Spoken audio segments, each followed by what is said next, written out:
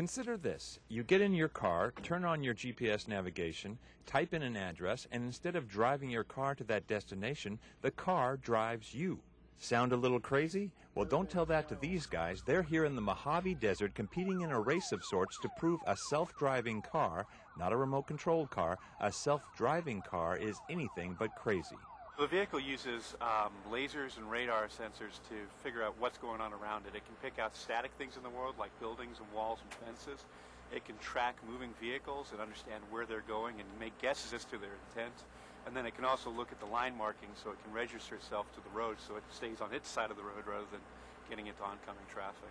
The competition is sponsored by the Department of Defense, who is eager to apply the technology on the battlefield, thus keeping soldiers out of harm's way. We believe that if we can have this technology out in the field, that we're going to save lives. By, for example, getting people out of driving convoys by themselves and having the convoys drive themselves. And there's a lot of brainpower at work here, competing to be the first and best at autonomous driving.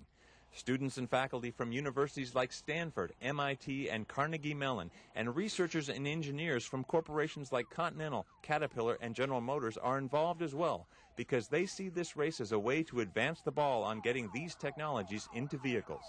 Our customers will ultimately someday be able to have cars that drive themselves.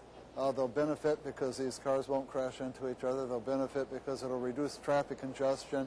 It'll reduce stops and starts so it saves energy and reduces emissions. So how long till this technology is available? Do you have cruise control? Then you already have some robotic driving technology. And others like lane departure warning and blind zone alert are active safety technologies that will be available in many vehicles soon.